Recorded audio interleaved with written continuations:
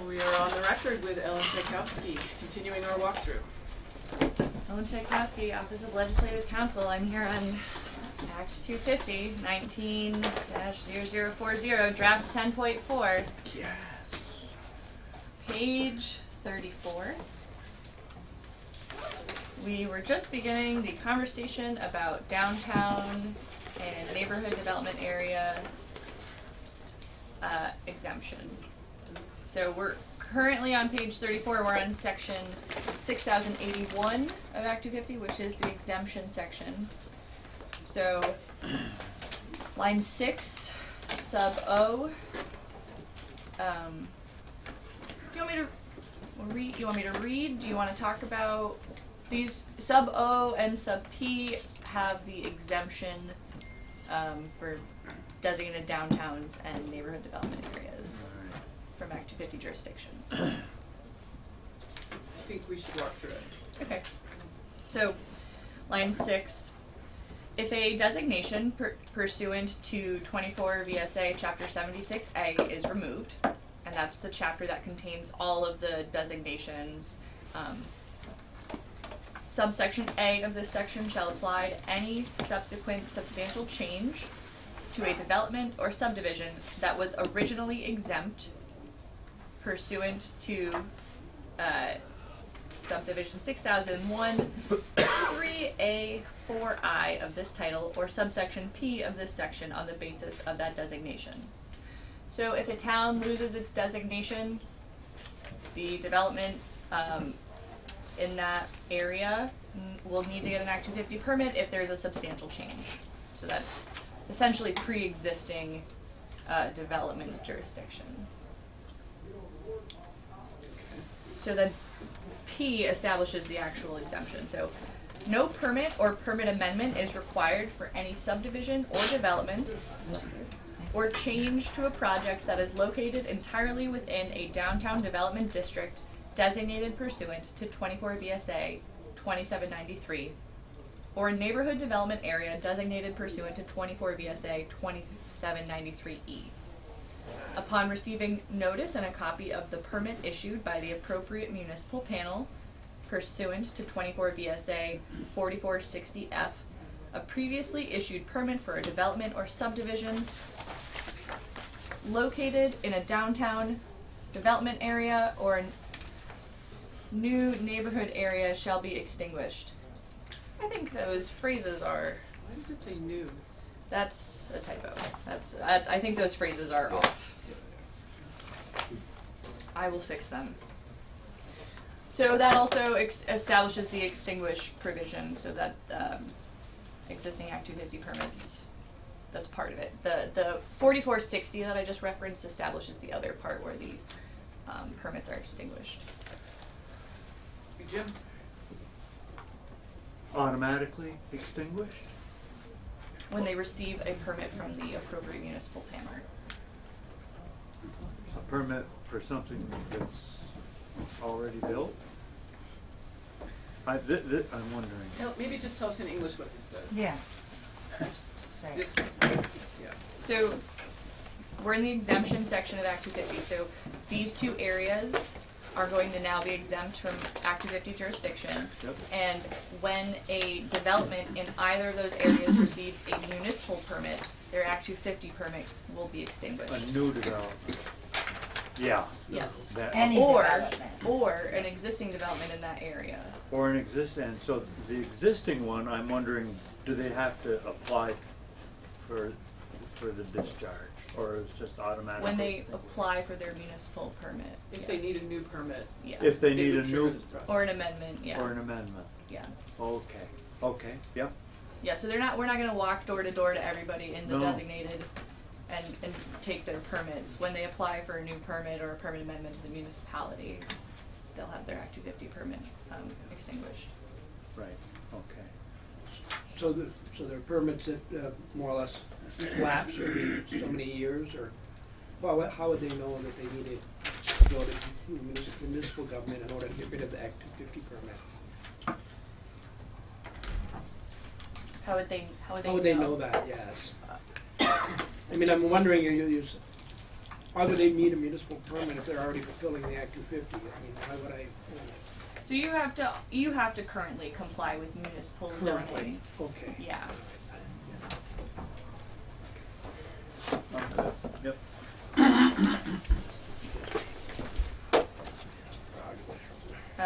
The next section on page 35, subsection V strikes the reference to 6086B because that refers to the provision where a designated downtown can obtain findings and conclusions, which is a sort of streamlined process under Act 250 for designated downtowns, so that process isn't needed anymore. So it's part of this. Alright, next is the Act 250 May I ask one clarifying question? This is a simple clarifying question. When we talk about the two exemptions, one is the neighborhood development area. The second was some downtown designation. Is that the same as what we describe here, the downtown development district? Yes. Is that what we're calling it? It's a designated downtown. So So we call it the same thing? yes, I will go through and make sure they all match. Okay, thank you.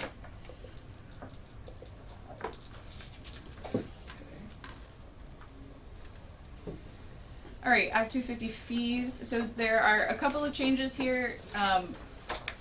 So part of the change on page 35 came from Jim Dumont's proposal last week about adding an additional $3 charge to the Act 250 fee in order for district commissions to retain witnesses. So I don't know if you are interested in pursuing that proposal any longer. I mean, it could be applied to the board if that is something you were interested in, but, so, an additional $3 for every $1,000 of construction costs shall be deposited in the fund created under 6029 of this title for reimbursement of the district commission's costs incurred in retaining its own expert witnesses in that matter. Any unused fee shall be returned to the applicant at the conclusion of the matter. Gary? When we described the role of the district commissions, we were talking fundamentally that they would be working on minors and amendments, where the more significant projects would be likely deemed major with public hearings. And I suspect that is where we would probably need more of the potential for expert witness as opposed to at the district commission level. So how would we reconcile that? How would we, I appreciate this way to raise funds so as to ensure we provide the best process possible. But I just don't know if we limit it solely to the district commission cost when that in fact may be costs incurred by the NRB. Right, so I think for me, to follow up on Carrie's comment is, right, this is left over from a different direction, but, you know, we have heard that A&R fees are not covered, the fees are not covering A&R expenses, I should say. And so, to the extent that we could address that, maybe that's what we should talk about. Yeah. And we know that we have heard, I think at the end of last year, how the Fish and Wildlife Department was contemplating pulling out of Act 250 process because of lack of funds. And we also heard this year that most of those expert witnesses we're talking about are A&R employees, whether they're at Fish and Wildlife Department or Forest Parks and Recreation or even DEC and stormwater or wetlands. So I know that there's A&R receives some but very minor and it doesn't cover their costs. That's what we heard earlier this year too. Matt, do you have something? Well, so, sure. Matt Chapman, General Counsel, Agency of Natural Resources. So in the underlying bill, or let me put it, in the joint proposal, there's the ability for administrative agencies to request that the board allow them to bill back their costs to the applicant. And I think it's our impression that a bill back system is better than having an applicant deposit money into a fund that then has to be reimbursed if it's not spent at the end of the proceeding. We've used that historically in A&R and other contexts, and it's actually a transactionally difficult process to use because of some of the business processes within state government about Which is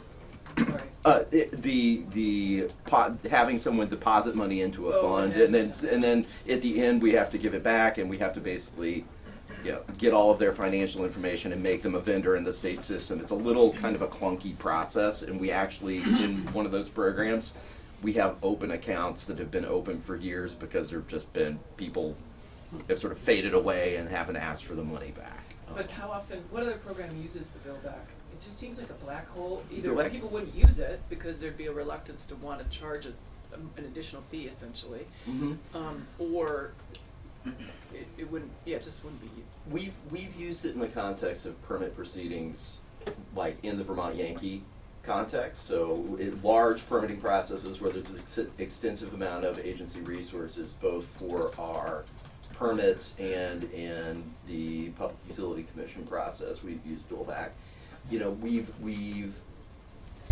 Again, I think you really have to look at each individual case. I mean, the agency basically looks at it and says, is it going to take us more time to bill back or not? If it's a simple project that doesn't have a lot of significant issues, then it's normally not something that we would bill back on. And I think that's the fees. I think the intent is that we would utilize bill back in those projects that require more significant testimony by the agency on significant issues, and that the fees would cover sort of like the less intensive sort of regular review. And I think between those two things, I think initially we think it would cover the cost of the employees' work participating in the Acts of 50 process. Does that happen now in the Public Utility Commission? Did you bill back there? We have the authority to bill back. A few years ago, we went in and asked for a fee in the Public Utilities Commission, and as a part of the fee structure, it limited our authority to do bill back. It basically based on the size, scope of the project. So again, I think in this particular instance, having that mixture would allow us to use fees for smaller, less controversial, bill back for larger, more complex, more resource-intensive projects. Just a follow-up. How about in the scoping? If we do the 30 days before an application is formally submitted and you want to find out, get a weather report, and the agencies, especially Fish and Wildlife, might be involved? Sure. So we've had conversations. I think that there's general agreement that because scoping is pre-application, that it generally is something we do out of the sort of out of our budgets, right? It's not something that's a bill back type provision. Carrie and then Jim. So, maybe I should have Jim go next, but I was just going to ask if you think this funding amount and where the funding would be deposited to be made available for bill back is adequate. So with bill back, you don't need this because you're basically submitting your invoices to the applicant and you pay. Or to the applicant Yes, itself. and they pay the cost. So it's sort of a direct payment of state costs by the applicant. May I follow up? But I appreciate you indicating that in some cases you don't need to on de minimis type of services that the state provides. But we're struggling a bit with what we had heard about the Fish and Wildlife Department and its inability to effectively take part to the level that they would like to.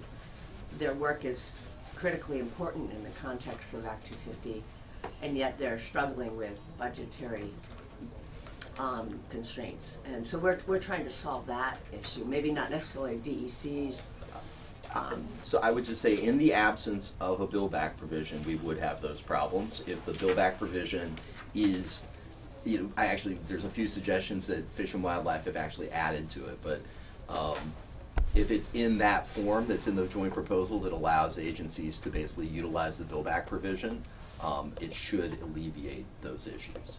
So at the current state today, there is no bill back provision, and there are resource constraints on Oh, Fish and okay. Wildlife's ability. So that's what we need to include here Is the enough ability. Correct. Jim? We do have a Fish and Wildlife funding bill coming to a committee here soon.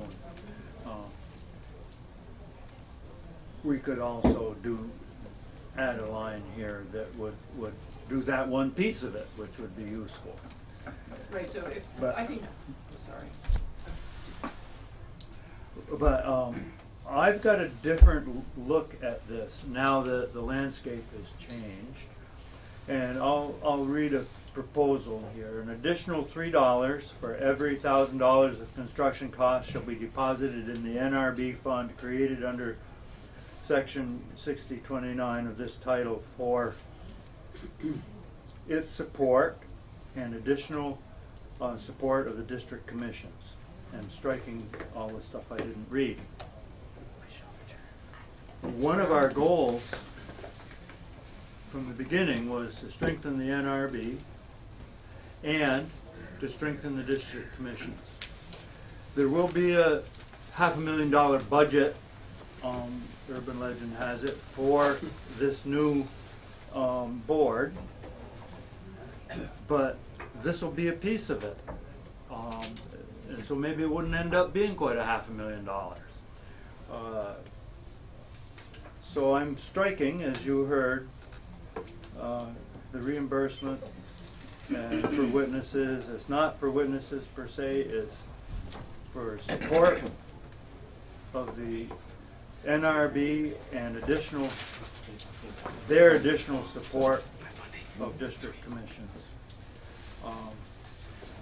And I think, and I'd like to, I think adding a line there, I don't know how to do that, actually, for the Fish and Wildlife. Carol? I like what you just said, and I just, I would almost want it to be for the district well, yours is for the NRB to help the district commissions, but what if the commission says, I need help, and they don't offer it? So it should be that the district commission kind of asks for help. That's the first place to go. So,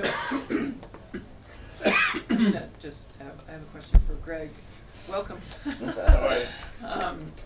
Put you on the spot a little bit. Sure. What is this $3, if we raised applicant fees $3, what would that represent Per per thousand? boy, oh boy, I'd probably have to do a little math. Yeah. That's so certainly something we can get back to you. We'd love to throw that math to have it. Sure. Sooner rather than later. Yeah. As, you know, thank you. Well, Yeah, no problem at all. Can I, Yeah. so you could just raise the fee that's already there, right? Yeah. So on line 3, we have the general Act 250 fee is $6.65. Yep. So the sentence that has been added that references the $3 Yep. is a sort of, Add on to that. it's an add-on to that, but it's to be reimbursed from. And so if any unused amount is Yeah. given back. I scratched all of that. Right, so would you just like to raise the general fee? Because that is what goes to the support of the NRB generally. That's clean. If we add it, yeah, it would be cleaner. Yeah. But I would like language that says, you know, for their support, maybe that's understood, but their additional support, which is not understood, in any language so far over the district commissions. We want more education, more everything for our district commissions coming out of the NRB. So, are you looking to set up like a special fund within the NRB fund for district commission use? Is that what? Well, if we're doing different, if we're not gonna do 9 through 12 and instead add $3 up there,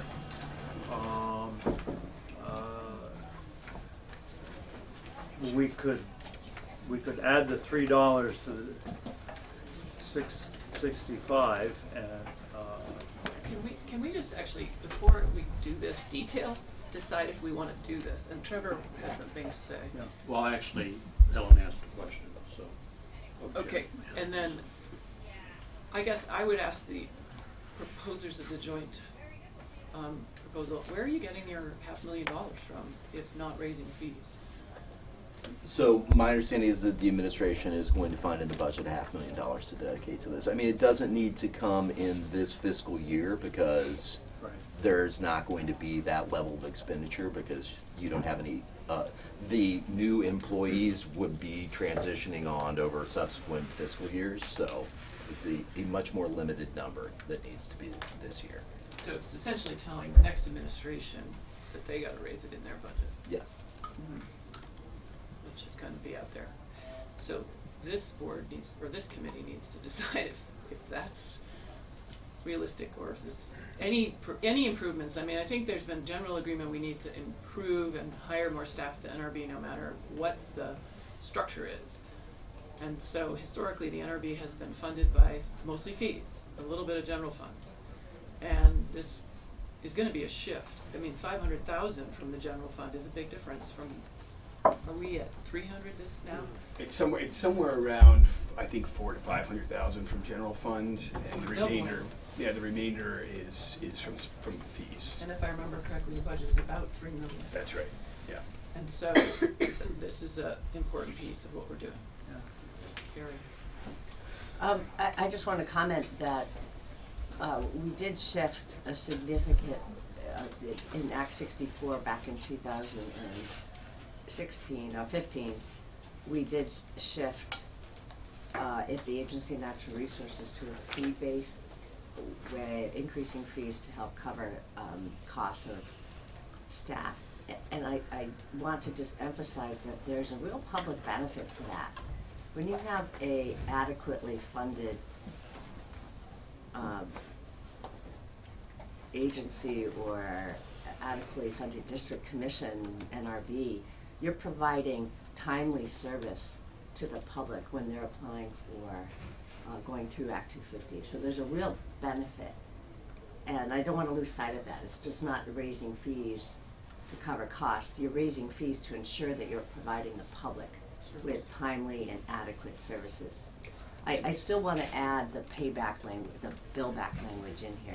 Okay, so hold that thought though, because I would like to know when the last fees were increased at the NRB. Greg, Oh, I'm do sorry. you know when the last fee increase happened at the NRB? It was around 5 years ago. So there's not been a fee bill That's right. consistently proposed by this administration. That's correct. And this gets to another challenge that we face here. Yep. That is real. Peter? For the record, Peter Walke, A&R. Just want to be clear on what my colleagues have said and be clear on what the administration's position is. We are supportive of the bill back language. We are not supportive of increasing fees. Surprise me. Thank Just you wanted for to be that. clear. Thank you for being clear.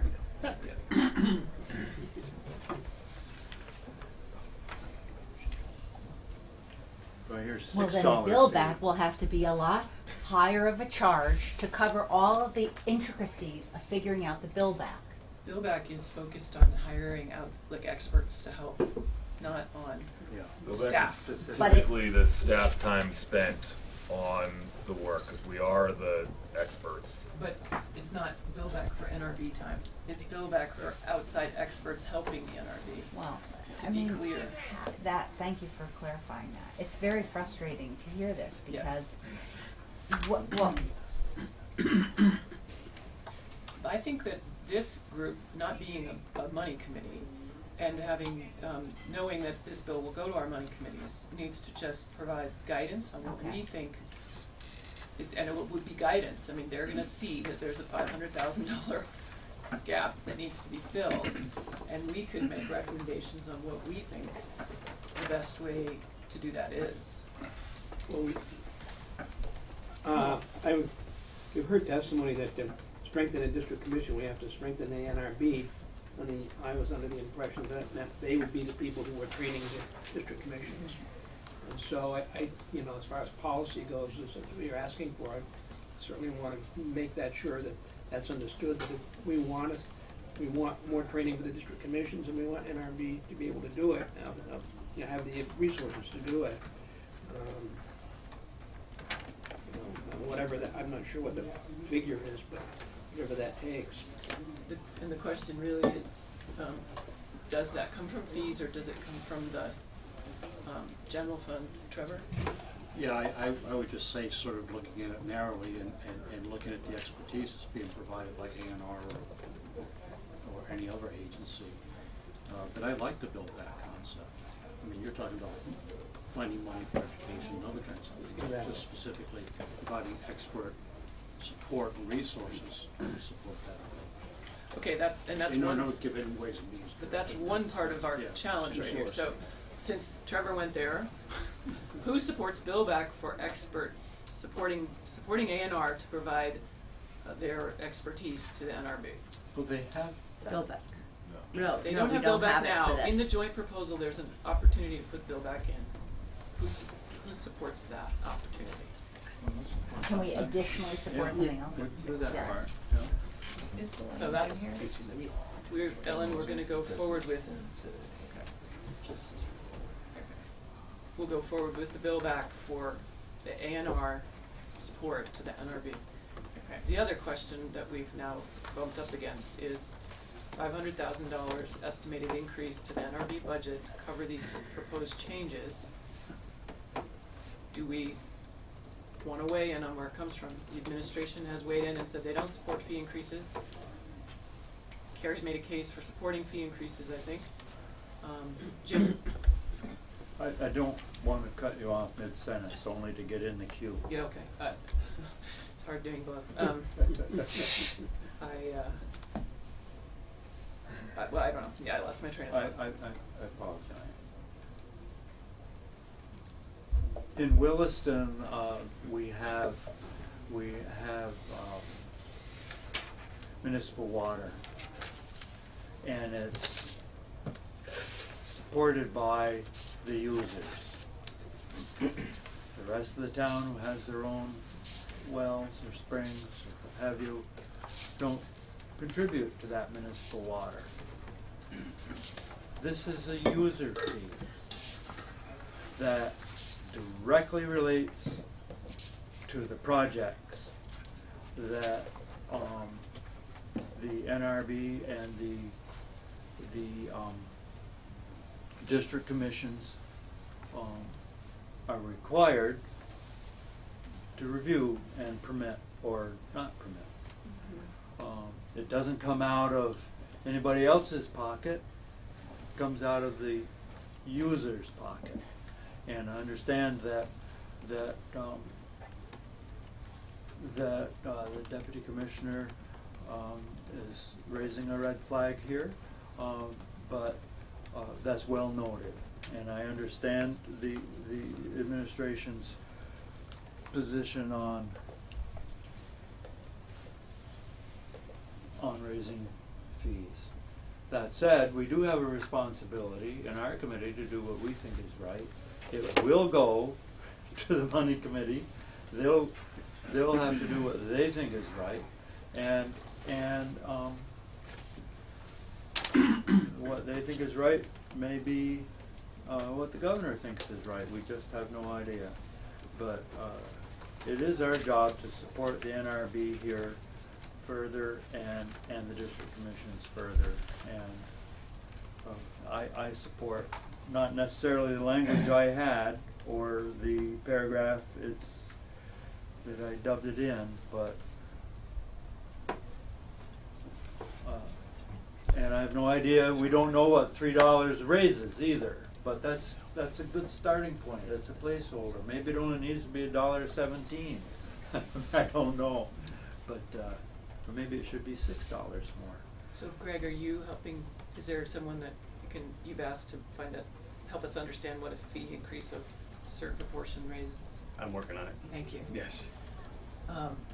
Other thoughts on this? Matt, do you have, I'm curious what you think about this.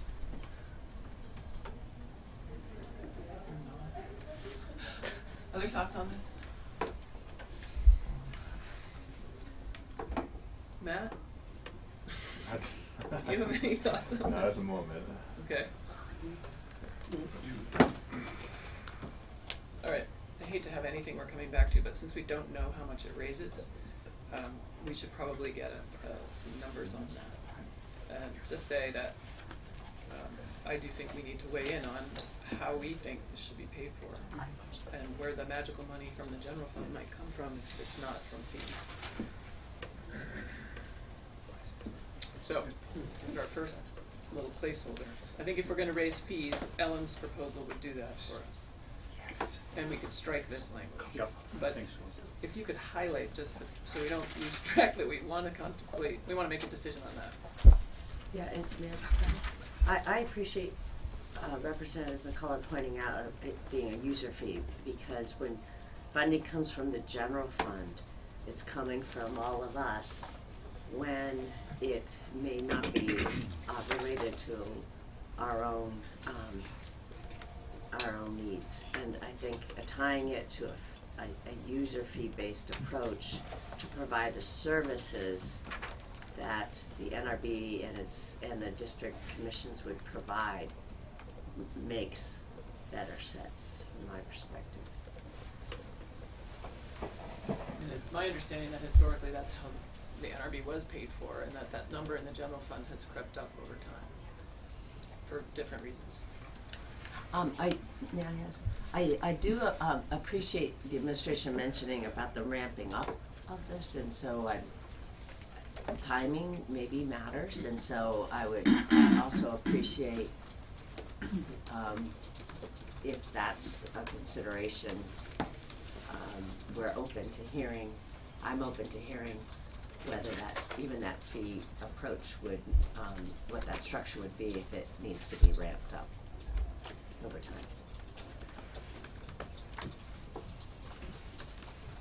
And maybe putting in an automatic cost of living increase into these fees, so we don't have to vote on them. I don't know if that's legal. On the fee bill. That's, it's all handled through the. When you have But the can the fee bill, Yeah. fees have automatic increases in them? I'm not sure I know the answer, but I think that is one way around. Then you don't have to Having vote fee on the bills. fee, yeah. All right. That's handled through the It'd be union. nice to know. That's handled through, that's two different things we're mixing up. One is the cost of managing, holding staff. And that's usually managed through a union-based approach or a negotiation of contracts. And there's already cost of living typically for existing staff. What we're talking about is added continuation of appropriate level of service. I get that. And I'm just suggesting that a fee could have a reference to some outside indicator by which it goes up annually, so that you aren't having to push for an increase in a fee over time. And I don't know whether it's possible to do that. You're looking for a mechanism then, A mechanism, like a CPI or something. yeah. I've never seen And that. Ellen, do you know the answer? So, as it's structured in this, so this is a statutory fee. So what you could do is have the agents reframe this section so that the agency sets their fees every year. That would be a complete rewrite of this section to have them either do rulemaking or to establish a fee schedule. But that would require some more research on my part on how to do that. So this is a statutory fee schedule, and so you'd have to change the whole thing. Yeah, that change the whole thing is a little overwhelming to me Okay. right now. So All right. let's Just hold the thought that we holding are making a decision right now about whether or not we are going to recommend increasing fees to cover increased NRB expenses or support all of it coming out of the general fund. But that, I think we're exceeding our capacity to make a decision right now. So the money committees are gonna do I this. definitely think I lean toward fee. I think we're leaning toward fee rather than general fund. We may be, Yeah. yes. I would assume that there's essentially no chance of it coming out of the general fund. I think that's fair. I think that's fair. And I So, think, so we just need to understand how much that fee increase would look like. So, pay as you go. if I may, I haven't gotten an answer yet, but Matt and I were just talking, and I think one very rough estimate, so there's generally speaking, there's 3 different ways that we get fees. The vast majority is from construction projects, which is the fee you're talking about amending. The others are subdivision projects and earth extraction projects. there certainly are a number of subdivision and earth extraction projects, but I don't think that the total amount of fees revenue raised from those types of projects is very significant at the end of the day. So just some quick math, you could consider that our typical fees that we raise every year are around $2.5 million, and you're adding a third to that. So $6 is what the current fee is, you're adding 3. So we're looking at a potential additional 50% of the $2.5 million. But that's a very, very rough estimate. Aren't we adding less than, we're adding Well, another 500,000? so you'd be adding another, so the current fee is $6, and I think 25 cents per thousand. You'd be adding another $3, so it would be going up by a third, but you'd be adding 50% of what exists. Under this, I just Yeah. meant, but the amount we really need to raise is 500,000. Yeah, and so this should do that.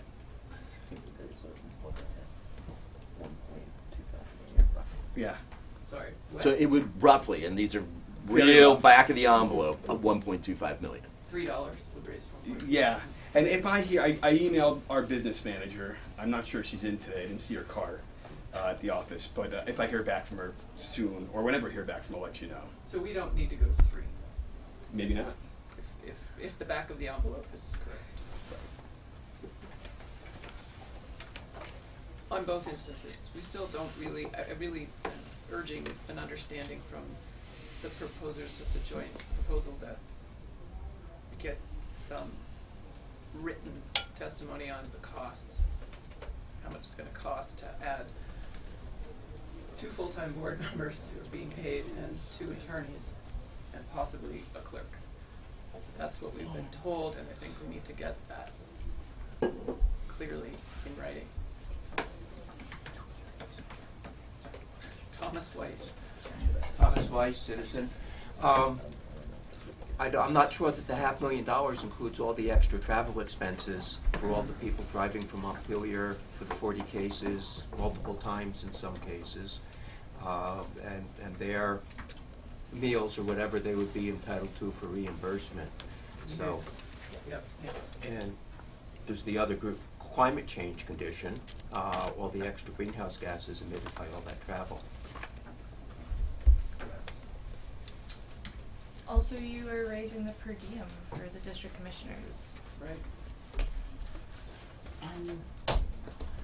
And we want additional support, which wasn't contemplated Yes. in that That 500,000. has to be in there. That's like the number one thing. Yeah. Yeah. Well, I mean, the additional support getting the NRB staff back up to the historic level, at least the attorneys, would go a long way, I think, toward additional support for district commissions. That was a testimony we got from Jerry Tarrant. You could strengthen the NRB, that was a way to strengthen the district commission, Yeah. because they would have the personnel to give that training. To do the training. Yeah. All right. As I recall. So, okay, so the thorough estimate needs to be staff, travel, and the per diem. Before we can get back.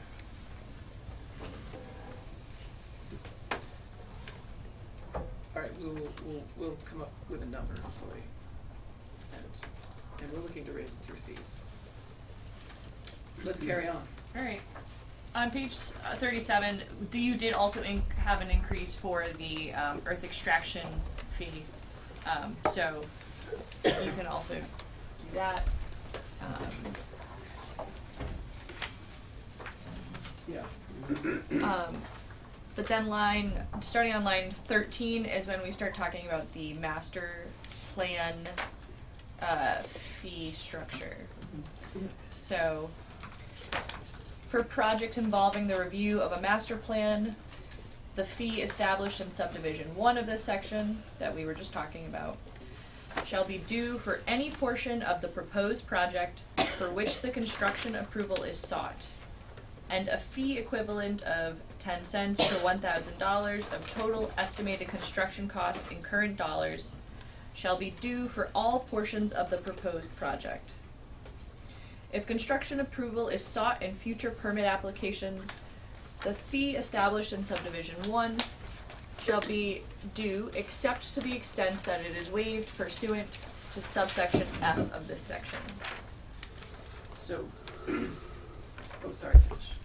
No, that's, Okay, Greg, I hate to do this to you, but this is a reduction in fees that's gonna need to also be calculated in the overall costs of what we're proposing through the joint proposal. Correct. If you could add that to the request, No cause I mean, problem. we gotta get into the brass tacks. Yeah, yeah. I mean, this is gonna be a more difficult, this is gonna be a more difficult equation for us, but we can certainly work on it and see what we come up with.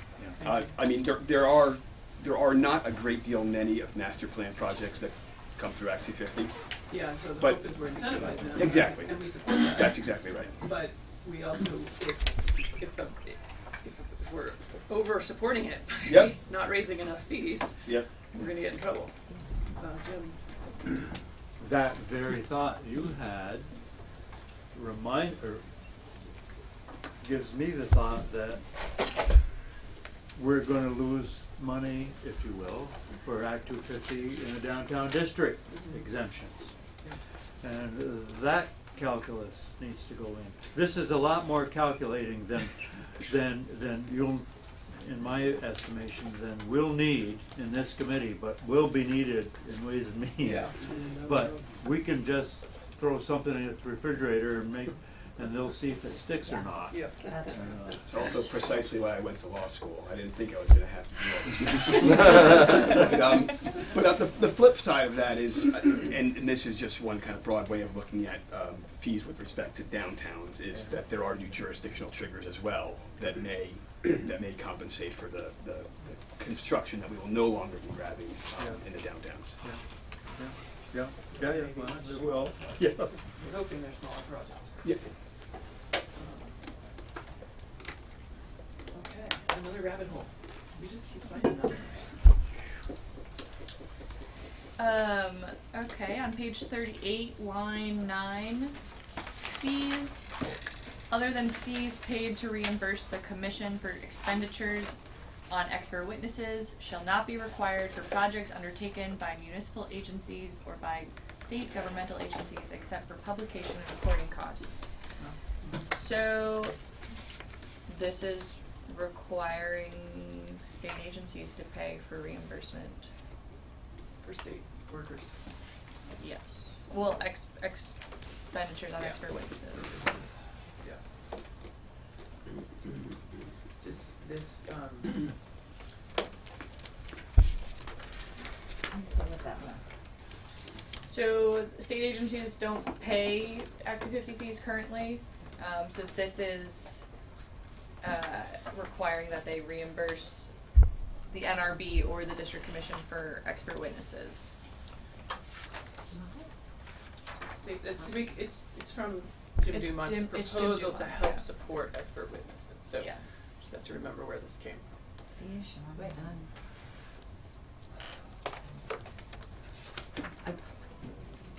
Can you help explain that again? Yeah.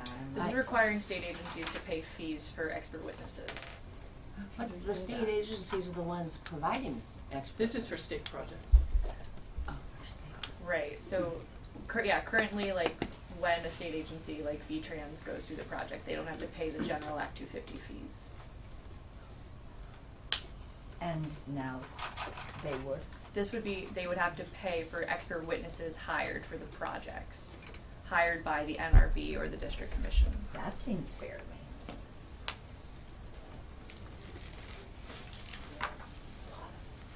me. Yeah, I'm thinking, you're thinking you don't think it's fair, I'm like, sorry. I'll tell you what I'm thinking when I'm All right, ready to all tell right. you. What are you thinking? Yeah, there's a question. Do you know if, what state agencies do in other permit, when an agency is under another state permit, how they cover those costs? I can't hear you. I was curious to know if there's a existing model out there now where, let's take the Vermont Transportation Agency and they're under a stormwater permit. Are they paying the fees for expert witnesses in that process, or? I mean, I Do we imagine, have expert witnesses in stormwater processes, other than? I'm just trying to imagine what this looks like, and whether there's a need for it, that's all. Yeah, what's the problem we're trying to solve? Yeah. I don't know anything about anything besides Act 250. I don't know about stormwater permits. So was there a need here? But was there a need here? I don't even know that much about Act 250, so. I'm just trying to figure out what the need was. What are we trying to solve here? We were trying to establish the ability for the district commissions to hire independent witnesses so that they could have experts at their disposal. So I wasn't necessarily an advocate for this provision. In fact, it's probably the first time I'm actually seeing it. But there are occasions where an entity, a state entity, might be applying for an Act 250 permit to do something or other, and they provide their usually their in-house witnesses, and from time to time experts, out-of-house experts. The commission may want to have an expert to sort of vet that proposal, because we don't have our own internal expertise. So from time to time, I could imagine the scenario playing out where the commission's, for one reason or another, wants to judge the credibility of the proposal that's being put forward by the state agency. And the only way to do that, especially if there's no other opponent to the project that has become a party, the only other way to do that is to have their own expert. So this provides an avenue to obtain an expert and to have that expert paid for. Matt? So can I just, one thing that I think, if you remove the requirement for entities to pay into a fund from which the board draws money to pay for its experts, I don't think this is any longer necessary, and you can deal with this issue when you come back to the bill back section. It's specifically in that section because it's not a fee per se, and it doesn't necessarily go to the general prohibition on state agencies paying fees as part of Act 250. It's silent on that. But It is. But if state agencies don't pay any fees, we would have to clarify that. Which is why I said you certainly should. Clarify under billback. Correct. Okay, I think let's take this out since it's from another proposal and move on.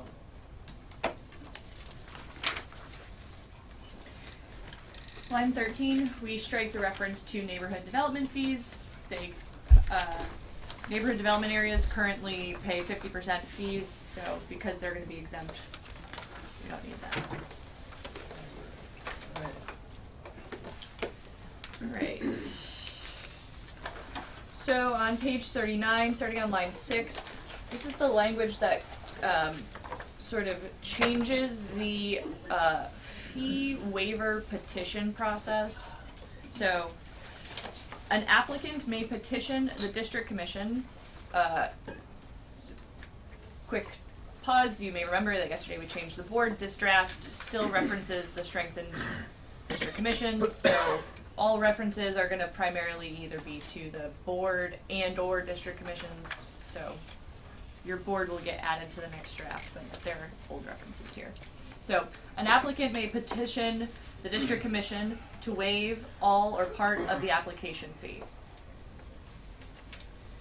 In reviewing this petition, the district commission shall consider the following: whether a portion of the project's impacts have been reviewed by the district commission in a previous permit, whether the permit is being reviewed as a major application, minor application, or administrative amendment, whether the applicant relies on any presumptions permitted under section 6086B, D of this title, and has, at the time of the permit application, already obtained the permits necessary to trigger such presumptions. If a presumption is rebutted, the district commission may require the applicant to pay the previously waived fee. Whether the applicant has engaged in any pre-application planning with the district coordinator that will result in a decrease in the amount of time the district commission will have to consider the application. The district commission shall issue a written decision in response to any application for a fee waiver. The written decision shall address each of the factors in subdivision 1 of this section. If the classification of an application is changed from an administrative amendment or a minor application to a major application, the board may require the applicant to pay the previously waived fee. So this is relating to the master planning application to reduce fees. Yes, although it will apply to anything, it doesn't specifically reference master planning. Any applicant who Yeah, does, can- who meets these criteria They can can apply. petition the board to lower the fees. Yeah, or waive it, yeah. Is this from the joint proposal? Yes. I just think that puts a lot of pressure and a whole other thing that people are gonna have to start considering. I mean, I get that if you don't think, oh, well, this didn't take me very much time, so I shouldn't have to pay the full amount. I get that way of thinking, but the whole structure is there all the time.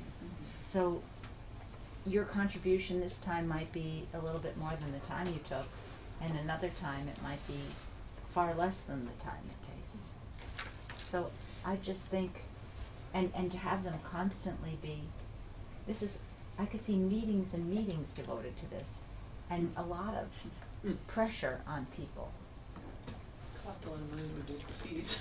Yeah. Greg? So a very similar provision has existed in Act 250 for very long.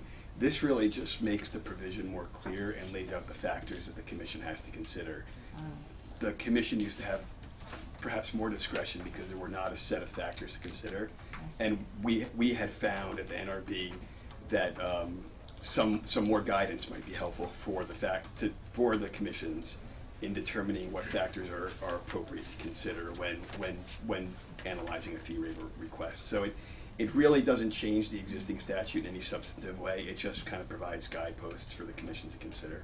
And is it contemplated that this decision would be at the board and not the district commission level? Yeah,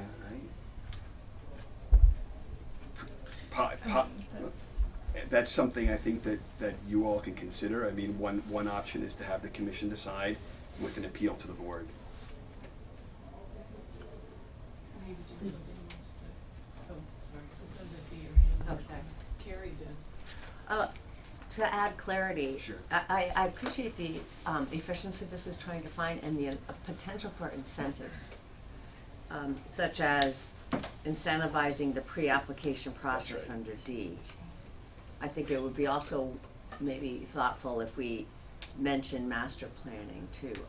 But under B, on Can I page just comment, 39. Carrie, on those two things you just said, we're now requiring pre-application process, and we're embedding a reduction in fees for master planning. right. So So those maybe two that things one. don't relate to this any longer, as far as I can tell. Okay, but on B then, page 39 at the bottom, 1B, I think we should drop the major and just say whether the project's being reviewed as a minor administrative amendment.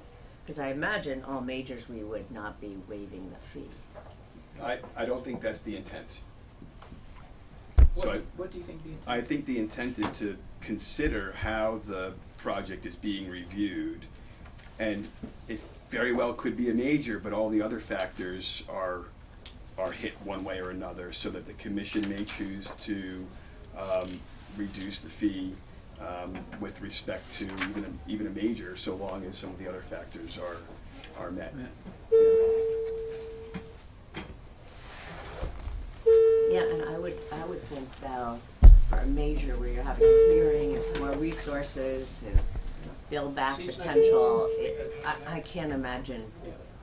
I mean, even though we're, as you mentioned, we're trying to put in the right incentives to encourage steps such as pre-application process, it's still going to take resources to address the majors, and by giving greater guidance and showing that for the minor administrative amendments, I see that that's a logical place where we would want to consider a waiver, but not for majors.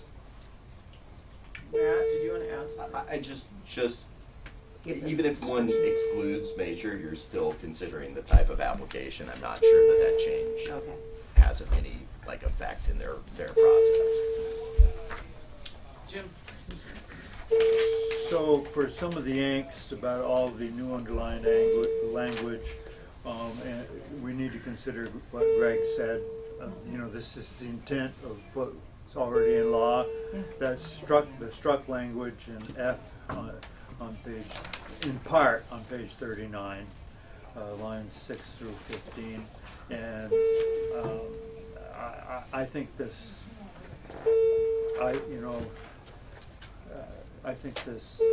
we ought to just say yes to this section and to this and move on. Okay. I agree. Can I just ask one question, which is, did you say this is appealable, the decision? I believe, and maybe we better double check that it's appealable to the board.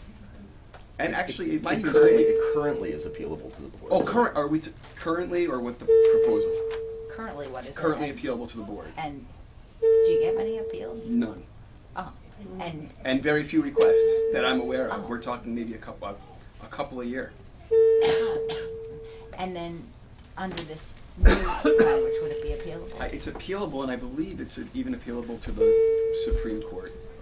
So again, I don't think it's drafted. I mean, again, I think you have to draft it the way the committee wants to under the hybrid proposal. So when there wasn't a district commission, there was nothing Right. to appeal to the board, right? The board was making The the board was decision. making the decision, and it was going to the Supreme Court. All the way to the Supreme Court. Yeah, but I could imagine that this type of appeal would probably be on the Supreme Court's rocket docket, and they can dispose of this type of appeal pretty quickly, likely giving a lot of deference to the board. So we need to go to the floor. As evidenced by the bell. Oh, I thought we don't need to go. We We're in the building, we should go. Oh, And take a break. And That works.